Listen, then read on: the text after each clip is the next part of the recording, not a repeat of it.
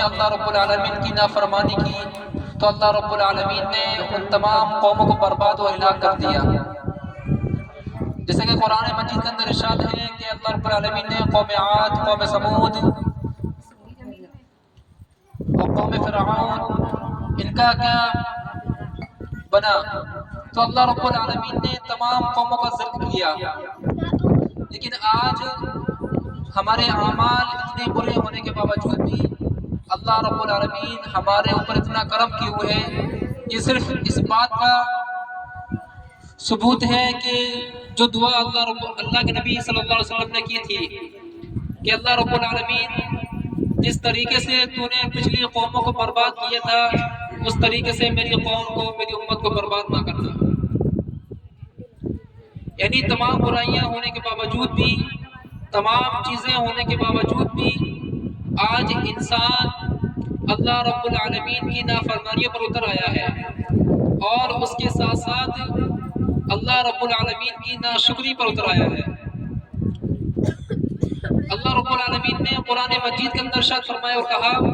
کہ لئن شکرتم لازیدنکم ولئن کفرتم ان عذابی لشدید، کہ اگر تم اللہ کی نعمتوں کا شکر ادا کرتے ہو تو اللہ رب العالمین اس میں اضافہ کر دیتا ہے. وَلَئِن كَفَرْتُمْ، اگر تم اللہ رب العالمین کی چیزوں کا، ان کی نعمتوں کا شکر ادا نہیں کرتے ہو تو اللہ رب العالمین کہتا ہے کہ ان عذابی لشدید، کہ میرا عذاب بڑا سخت ہے.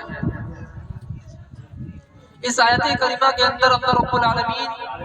یہ بات بتانا چاہتا ہے کہ اللہ رب العالمین نے تم کو جو نعمتیں عطا کی ہیں وہ کسی بھی شکل میں ہو، اولاد کی شکل میں، مال کی شکل میں، زر کی شکل میں، کھانے پینے کی شکل میں، جو بھی چیزیں اللہ رب العالمین نے آپ کو دی ہیں، اگر آپ ان نعمتوں کا شکریہ ادا کرتے ہو تو اللہ رب العالمین کہتا ہے کہ میں تمہاری نعمتوں میں اضافہ کروں گا اور اس میں آپ کو بڑا چڑھا کر دوں گا. لیکن اگر تم ان نعمتوں کے پانے کے بعد، ان نعمتوں کے حاصل ہونے کے بعد بھی اللہ رب العالمین کی شکر گزاری کرتے ہو، جس طریقے سے ہم دیکھتے ہیں کہ ہماری زندگی پر اللہ رب العالمین نے بہت احسان کیا ہے، ہر اعتبار سے ہمیں اللہ رب العالمین نے اپنی نعمتوں سے نوازا ہے، اس کے باوجود بھی ایک انسان اللہ رب العالمین کی نافرمانی پر اتر آیا ہے، اللہ رب العالمین کے حدود سے وہ پار کرنے پر تلا ہوا ہے. جس کام کے لیے اللہ رب العالمین نے حکم دیا ہے اس کام کو چھوڑنے پر آمادہ ہے، اور جس کام کے لیے اللہ رب العالمین نے منع کیا ہے اس کام کو کرنے پر آمادہ ہے. یعنی ہماری زندگی وہ زندگی نہیں ہے جس کو اللہ رب العالمین چاہتا ہے، ہماری زندگی کا طریقہ وہ طریقہ نہیں ہے جس کو نبی اکرم صلی اللہ علیہ وسلم نے حکم دیا ہے. ہماری ایک الگ زندگی ہے، جبکہ اللہ رب العالمین نے کہا انما الحیاۃ الدنیا لعب ولہو وزینۃ وتفاخر بینکم وتکاثر فی الاموال والاولاد، کہ دنیا کی زندگی صرف ایک دھوکے کا سامان ہے. انما الحیاۃ الدنیا لعب ولہو، یعنی دھوکے کا سامان ہے زندگی. آج اس زندگی کے پیچھے ہم اپنی آخرت کو برباد کر رہے ہیں.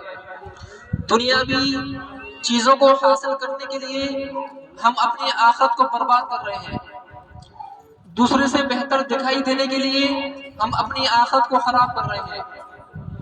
یا وقت کے ساتھ چلنے پر آمادہ ہونے کی وجہ سے ہم اپنی زندگی خراب کر رہے ہیں. یعنی وہ زندگی خراب کر رہے ہیں جس کے بارے میں اللہ رب العالمین نے کہا کہ آخرت کی زندگی ہمیشہ باقی رہنے والی زندگی ہے، وہاں پر ایک ایک دن 50,000 سال کے برابر ہوگا. ہم دنیاوی زندگی کے لیے اپنی وہ آخرت کی زندگی خراب کر رہے ہیں، جس کے بارے میں اللہ رب العالمین نے کہا کہ اگر کسی انسان کو وہ جنت میں داخل کر دیا گیا تو وہ ہمیشہ ہمیشہ جنت میں رہے گا، اور جس انسان کو جہنم کی آگ میں ڈال دیا گیا تو وہ ہمیشہ ہمیشہ جہنم کی آگ میں رہے گا. اگر ہم یہ بات سوچیں اور اس پہ غور کریں کہ ہم اپنی 50 60 70 سال کی زندگی کے لیے اپنی ہزاروں سال کی جو نہ ختم ہونے والی زندگی ہے اس کو برباد کر دیتے ہیں. کس طریقے سے برباد کر دیتے ہیں؟ یعنی اللہ رب العالمین کی نعمتوں کا شکریہ ادا نہیں کرتے، اور اللہ رب العالمین نے جو چیز ہم کو دی ہے اس حق کو پورا نہ کر کے اور جن کا اللہ رب العالمین نے ہم کو حکم دیا ہے ان کام کو پورا نہ کر کے، اور جن چیزوں کو اللہ رب العالمین نے کرنے سے منع کیا ہے اس کام کو کر کے ہم اپنی آخرت کی زندگی کو برباد کر دیتے ہیں۔ جب کو یہ ہونا تو یہ چاہیے تھا کہ جس اللہ رب العالمین نے ہم کو پیدا کیا، جیسا کہ آپ کو معلوم ہے کہ اللہ رب العالمین نے ہم کو ایک حقیر قطرے سے پیدا کیا، وہ حقیر قطرہ جس کے نکلنے سے انسان ناپاک ہو جاتا ہے۔ اللہ رب العالمین قرآن مجید کے اندر ارشاد فرماتا ہے، کہتا ہے خلق من ماء دافق، ہم نے تم کو ایک حقیر قطرے سے پیدا کیا ہے، اور اس کے بعد ہم نے تم کو ماں کے پیٹ کے اندر غذا دی۔